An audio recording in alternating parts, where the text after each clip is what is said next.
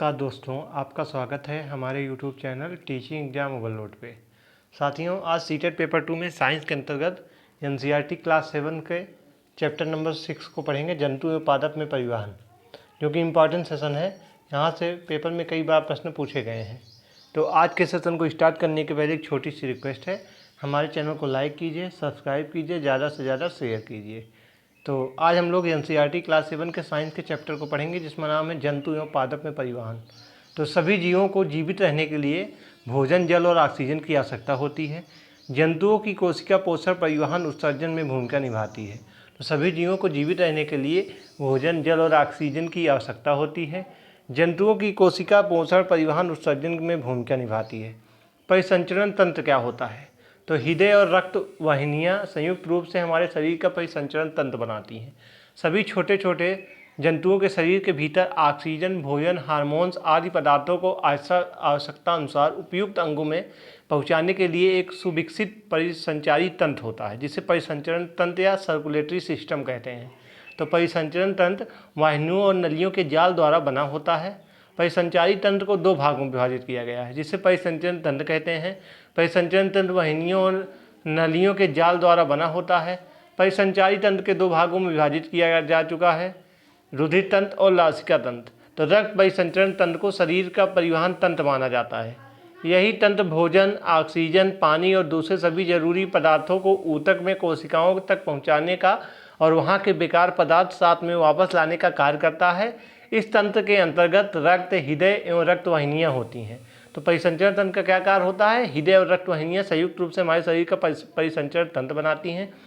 सभी छोटे बड़े जंतुओं के शरीर के भीतर ऑक्सीजन, भोजन, हार्मोन्स आदि पदार्थों की आवश्यकता अनुसार उपयुक्त अंगों में पहुंचाने के लिए एक सुविकसित परिसंचारी तंत्र होता है, जिसे परिसंचरण तंत्र या सर्कुलेटरी सिस्टम भी हम लोग कहते हैं। तो परिसंचरण तंत्र क्या होता है? इसमें वाहिनियों और नलियों के जाल द्वारा बना होता है। परिसंचारी तंत्र को दो भागों में विभाजित किया जा सकता है, जिसे परिसंचरण तंत्र कहते हैं। परिसंचरण तंत्र वाहिनियों और नलियों के जाल द्वारा बना होता है। परिसंचारी तंत्र को दो भागों में विभाजित किया जा सकता है, रुधिर तंत्र और लसिका तंत्र। रक्त परिसंचरण तंत्र को शरीर का परिवहन तंत्र माना जाता है।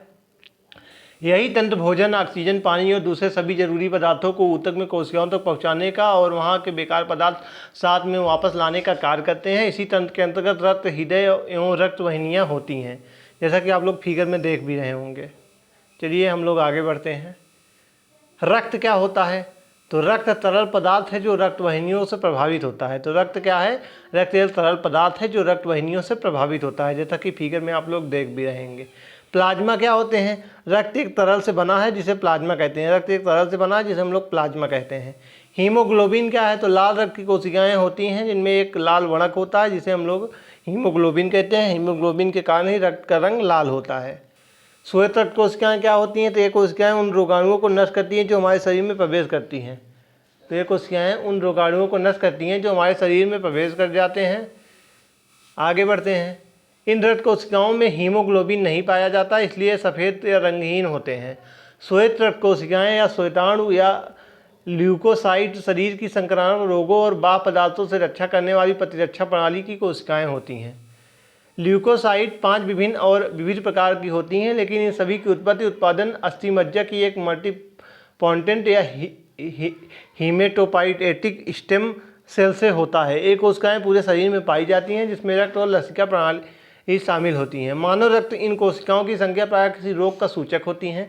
आमतौर पर रक्त की 1 लीटर मात्रा में 4×9 से लेकर 1.1×10 के बीच श्वेत रक्त कोशिकाएं होती हैं, जो किसी स्वस्थ वयस्क में रक्त का लगभग 1% होता है। इन कोशिकाओं के भौतिक गुण जैसे मात्रा, चालकता, कणिकामयता, सक्रियण, अपरिपक्व कोशिकाओं की उपस्थिति या श्वेत रक्तकता की हालत में घातक ल्यूकोसाइट की उपस्थिति के कारण बदल जाते हैं। प्लेटलेट्स क्या होती हैं?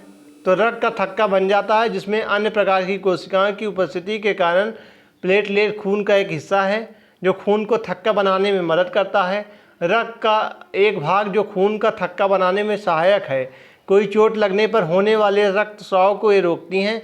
किसी कारण से यदि प्लेटलेट 50,000 से कम हो जाए तो चिंता की बात नहीं है, लेकिन इससे भी कम होने पर रक्तस्राव होता है। तो रक्त का थक्का बन जाना उसमें एक अन्य प्रकार की कोशिकाओं की उपस्थिति के कारण होता है। प्लेटलेट खून का एक हिस्सा होता है जो खून को थक्का बनाने में मदद करता है, या रक्त का एक भाग होता है जो खून का थक्का बनाने में सहायक होता है। कोई चोट लगने पर होने वाले रक्तस्राव को ये रोकती है। किसी कारण से यदि प्लेटलेट 50,000 से कम हो जाए तो चिंता की बात नहीं होती, लेकिन इससे भी कम होने पर रक्तस्राव होता है। तो रक्त वाहिनियाँ क्या होती हैं? तो जो रक्त को शरीर के एक स्थान से दूसरे स्थान तक ले जाती हैं, जो रक्त को शरीर से एक स्थान से दूसरे स्थान को ले जाती हैं। रक्त इस ऑक्सीजन का परिवहन शरीर के अन्य भागों से करता है। रक्त वाहिनियाँ दो प्रकार की होती हैं, धमनी और शिरा। तो रक्त वाहिनियाँ कितने प्रकार की होती हैं? दो प्रकार की, धमनी और शिरा। चलिए आगे बढ़ते हैं। जैसा कि फिगर में देख रहे होंगे, फिगर में जो दिखाया गया है इसको हम लोग धमनी बोलते हैं, इस नीचे के भाग को शिरा बोलते हैं। चलिए आगे बढ़ते हैं। धमनियाँ हृदय से ऑक्सीजन समृद्ध रक्त को शरीर के सभी भागों में ले जाती हैं। तो हृदय से ऑक्सीजन समृद्ध रक्त को शरीर के सभी भागों में ले जाती हैं, इसको हम लोग धमनियाँ बोलते हैं। शिराएँ क्या होती हैं? तो वह रक्त वाहिनियाँ जो कार्बन डाइऑक्साइड समृद्ध रक्त को शरीर के सभी भागों में वापस हृदय में ले जाती हैं। परिसंचरण तंत्र में शिराएँ वह रक्त वाहिकाएँ हैं जो रक्त को हृदय की ओर ले जाती हैं। पल्मोनरी और अम्बलिकल शिरा को छोड़कर जिनमें ऑक्सीजनेटेड ऑक्सीजन मिला हुआ होता है, रक्त बहता है। अधिकतर शिराएँ ऊतकों से डीऑक्सीनेजेशन यानी ऑक्सीकरण ऑक्सीजन का हाथ रक्त को वापस फेफड़ों में ले जाती हैं। यद्यपि हृदय परिसंचरण तंत्र का केंद्रीय भाग पूरे शरीर में रक्त का संचालन रक्त वाहिनियों के द्वारा ही होता है। रक्त वाहिनियाँ निम्न प्रकार की होती हैं: महाधमनी और धमनियाँ या धमनिकाएँ, कोशिकाएँ, सिरिकाएँ एवं शिराएँ और महाशिराएँ। चलिए आगे बढ़ते हैं। जैसा कि आप लोग फिगर में देख भी रहे होंगे, महाधमनी जो बीच का भाग है इसको महाधमनी बोलते हैं, ठीक है। ये जो बीच का इसको हम लोग फुफ्फुस धमनियाँ बोलते हैं। ये भाग फुफ्फुस शिरा कहलाता है, या बायां अलिंद कहलाता है, या दायां अलिंद कहलाता है। उसके बाद यह भाग जो है शरीर के निचले भाग से महाशिरा कहलाता है, दायां नीले कहलाता है, या बायां नीले कहलाता है, विभाजिकता कहलाती है। फिगर में आपको दिख भी रहा होगा। तो हृदय के बाएं नीले से शुद्ध रक्त को लेकर सबसे पहले महाधमनी आगे जाती है। इससे अनेक धमनियाँ निकलती हैं जिनकी उपशाखाएँ भी होती हैं, जिन्हें धमनिकाएँ कहते हैं। तो धमनियों की इस जटिल श्रृंखला के माध्यम से शरीर के अलग अलग भागों की कोशिकाओं सेल को पोषण और ऑक्सीजन की पूर्ति के लिए उनमें शुद्ध रक्त पहुँचता है। इसके बाद रक्त सिरिकाओं में जमा हो जाता है। ये छोटी वाहिनियाँ मिलकर शिराएँ बनाती हैं जो एक दूसरे से जुड़कर महाशिराएँ बनाती हैं। ये महाशिराएँ अशुद्ध रक्त को हृदय के दाएं अलिंद में पहुँचाती हैं। धमनियाँ क्या होती हैं? तो धमनियाँ जो होती हैं या मोटी दीवार वाली वाहिनियाँ होती हैं। वयस्क व्यक्तियों में फुफ्फुसी धमनियों के अलावा सारी धमनियाँ शुद्ध ऑक्सीकृत रक्त ले जाती हैं। दाईं और बाईं फुफ्फुसियाँ धमनियाँ दाएं नीले से अशुद्ध रक्त को फेफड़े में ले जाती हैं। धमनियों के संकुचन और शिथिलन के गुण से रक्त आगे बढ़कर हमेशा प्रवाहित होता रहता है। वाहिनियाँ क्या होती हैं? तो ये सबसे पतली रुधिर नलिकाएँ होती हैं जो धमनियों को शिराओं से जोड़ती हैं। प्रत्येक वाहिनियाँ चपटी कोशिकाओं की एक परत से बनी होती हैं। ये पोषण पदार्थ, वर्ण पदार्थ, गैस आदि पदार्थों को रुधिर एवं कोशिकाओं के बीच आदान प्रदान करने में सहायक होता है। शिराएँ क्या होती हैं? तो छोटी शिराएँ वेनुलस कहलाती हैं। पतली तथा कम लचीली भित्ति वाली रुधिर नलिकाएँ हैं जो विभिन्न अंगों से रुधिर को हृदय तक ले जाती हैं। इनमें रुधिर की विपरीत गति को रोकने हेतु कपाट पाए जाते हैं। इनमें रुधिर कम दाब कम एवं कम गति से बहता है। शिराओं की गुहा बड़ी होती है। शिराएँ रुधिर को एकत्रित करने का कार्य करती हैं।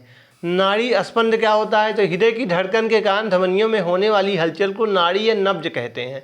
तो हृदय की धड़कन के कारण धमनियों में होने वाले हलचल को नाड़ी या नब्ज कहते हैं। स्पंदन दर क्या होता है? तो प्रति मिनट स्पंदों की संख्या स्पंदन दर कहलाती है। स्वस्थ वयस्क व्यक्ति की स्पंदन दर सामान्यतः 72 से 80 स्पंदन प्रति मिनट होती है। तो स्पंदन दर क्या होती है? प्रति मिनट स्पंदों की संख्या स्पंदन दर कहलाती है। स्वस्थ वयस्क व्यक्ति की स्पंदन दर सामान्यतः 72 से 80 स्पंदन प्रति मिनट होती है।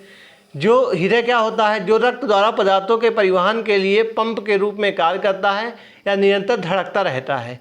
हृदय 4 कक्षों में बटा हुआ है।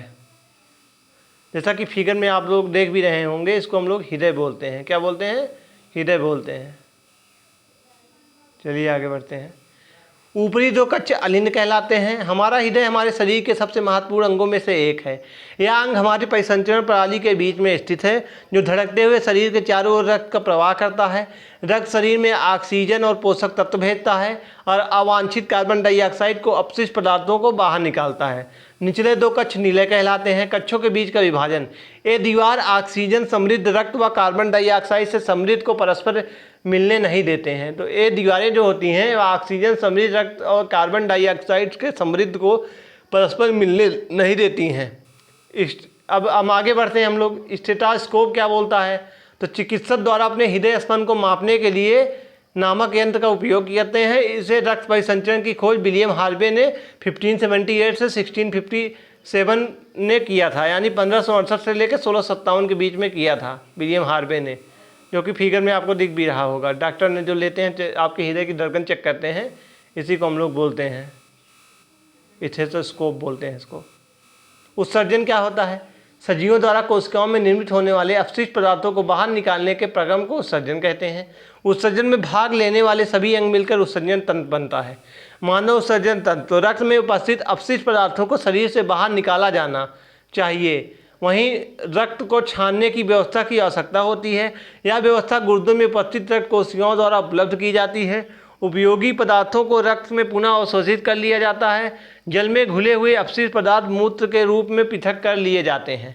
तो मानव उत्सर्जन तंत्र जो होता है, जिसको हम लोग रक्त में उपस्थित अपशिष्ट पदार्थों को शरीर से बाहर निकाला जाना चाहिए, वहीं रक्त को छानने की व्यवस्था की आवश्यकता होती है। यह व्यवस्था गुर्दों से उपस्थित रक्त कोशिकाओं द्वारा उपलब्ध की जाती है। उपयोगी पदार्थों को रक्त में पुनः अवशोषित कर लिया जाता है। जल में घुले हुए अपशिष्ट पदार्थ मूत्र के रूप में पृथक कर लिए जाते हैं। मूत्र मार्ग क्या होता है, तो मूत्राशय से एक पेशी नली जुड़ी हुई होती है, जिसे हम लोग मूत्र मार्ग कहते हैं। मूत्ररंध्र क्या होता है, जिसमें मूत्र शरीर से बाहर निकाल दिया जाता है। वयस्क व्यक्ति समानता, तो 24 घंटे में 1 से लेकर 1.8 लीटर मूत्र करता है। मूत्र में 95% जल होता है, 2.5% यूरिया और 2.5% अन्य अपशिष्ट उत्पाद होते हैं। लवण और यूरिया जल के साथ श्वेत पसीनों के रूप में शरीर को बाहर निकाल दिए जाते हैं। पक्षी कीट और छिपकली अर्धघन सेमी सॉलिड रूप में यूरिक अम्ल का उत्सर्जन करते हैं। तो 24 घंटे में 1 से लेकर 1.8 लीटर मूत्र करते हैं। मूत्र में 95% जल होता है, 2.5% यूरिया और 2.5% अपशिष्ट उत्पाद होते हैं। लवण और यूरिया जल के साथ श्वेत पसीने के रूप में शरीर से बाहर निकाल दिए जाते हैं। पक्षी कीट और छिपकली अर्धघन सेमी सॉलिड रूप में यूरिक अम्ल उत्सर्जन करते हैं। पादपों में पदार्थों का परिवहन, तो पादप जो होते हैं वह मूलों द्वारा जल और पोषक तत्व मृदा से अवशोषित होते हैं। कुछ पदार्थ जैसे जैसे पादपों में विसरण द्वारा प्रवेश करते हैं। पादप शरीर के निर्माण हेतु आवश्यक पदार्थ जैसे नाइट्रोजन, फास्फोरस, अन्य खनिज पदार्थ तथा जल मृदा से प्राप्त होते हैं, जिन्हें हम लोग पादप की लंबाई के अनुसार लंबी दूरी तक संचारित करना होता है, जिसके लिए 2 प्रकार के परिवहन मार्ग पाए जाते हैं। जाइलम, जो कि जल और खनिज पदार्थों को संवहन मृदा में पादपों के वायवीय भागों तक करते हैं। फ्लोएम, जो कि खाद्य पदार्थ को संवहन प्राप्ति स्थल से उपयोग स्थल तक करते हैं। जल और खनिजों का परिवहन, तो पादप मूल जड़ों द्वारा जल और खनिजों को अवशोषित करते हैं। मूलों में मूलरोम होते हैं। ऊतक किसी जीव में किसी कार्य विशेष को संपादित करता है। जाइलम क्या होता है, तो जल और पोषक तत्वों के परिवहन के लिए पादपों में संवहन ऊतक होता है। फ्लोएम क्या होता है, भोजन को पादप के सभी भागों में संवहन ऊतक द्वारा किया जाता है। जाइलम और फ्लोएम पादपों में पदार्थों का परिवहन करते हैं। वाष्पोर्जन क्या होता है, तो पादप वाष्पोर्जन के प्रक्रम द्वारा बहुत अधिक जल निर्मुक्त करते हैं। पादप मृदा से खनिज, पोषक तत्व और जल अवशोषित करते हैं। तो आज का सेशन यहीं समाप्त होता है। मैं आशा करता हूँ यह सेशन आपको आसानी से समझ में आया होगा। ऐसे ही सेशन देखने के लिए हमारे चैनल के साथ जुड़े रहिए। हमारे चैनल को लाइक कीजिए, सब्सक्राइब कीजिए, ज़्यादा से ज़्यादा शेयर कीजिए। तथा आप लोग सीटेट की प्रॉपर तरीके से टॉपिक वाइज तैयारी करना चाहते हैं तो हमारे चैनल के साथ बने रहिए। हमारे चैनल पर सीटेट की प्रॉपर तरीके से टॉपिक वाइज क्लासेज चल रही हैं। तो आज का सेशन हम यहीं समाप्त करते हैं। कल फिर मिलते हैं किसी नए सेशन के साथ। तब तक के लिए धन्यवाद। जय हिंद, वंदे मातरम।